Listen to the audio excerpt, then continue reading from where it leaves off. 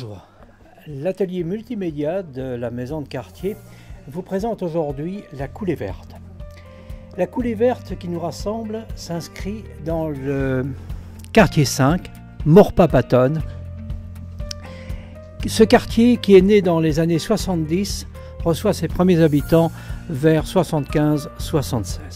Ce sont de jeunes actifs venant de Villejean, Le Blône et Maurepas et qui achetaient leur premier bien immobilier. Les constructions s'érigeaient alors dans un champ de boue où pataugeaient les heureux élus.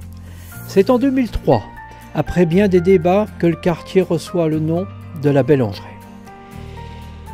La maison de quartier est née en 1980 de la volonté d'un noyau d'habitants réunis en comité provisoire d'usagers, formé de 5 associations de quartier, ceci en désaccord avec la municipalité de l'époque. Ils obtiennent enfin gain de cause et un local, une association de permanents. La maison de quartier est enfin née. La fédération Léo Lagrange sera choisie pour la gestion de l'équipement qui sera inaugurée par messieurs Edmond Hervé et Martial Gabillard le 2 octobre 1982. Nous allons maintenant pouvoir quitter la maison de quartier pour effectuer cette promenade qui va nous mener de la maison de quartier par le square de Sibiu pour atteindre les nouveaux équipements au sommet de la coulée verte. Bonjour. Bonjour. Eh bien, nous sommes sur une dalle commerciale qui comporte la maison de quartier, la bibliothèque derrière moi. Oui. Et les commerces avec un petit restaurant, avec une pharmacie, un fleuriste, une petite supérette. Enfin, c'est vraiment très complet finalement dans ce quartier et qui vient d'être totalement rénové. Est-ce que tu peux nous expliquer cette évolution? Je pense qu'elle date de 77. Tout à fait. Elle était restée très froide, très grise. Et elle avait vieilli, évidemment, avec le temps. Et maintenant, ils nous ont fait un espace végétalisé, minéralisé, très agréable, coloré. Ils nous ont mis des couleurs, ce qui est très important, et qui nous fait un endroit de passage très agréable pour aller à la maison de quartier, au commerce, et profiter enfin de cette dalle. Nous avons quitté la dalle et nous nous retrouvons au parc de Sibiu.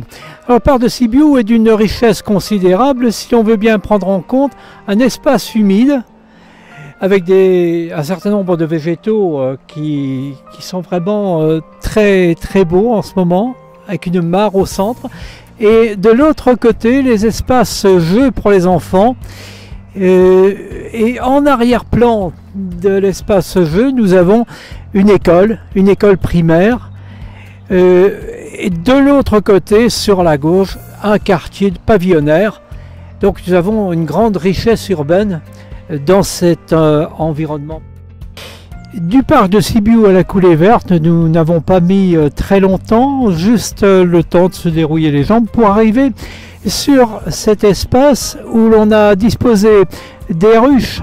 Et c'est ce qui nous empêche actuellement de procéder au parcours par ce chemin. Mais de l'autre côté, nous avons les jardins familiaux qui ont remplacé bien des projets. Nous en étions aux équipements de la coulée verte. Nous pouvons voir les aires de pique-nique qui ont été implantées entre les jardins familiaux et les espaces sportifs que l'on va voir un petit peu après.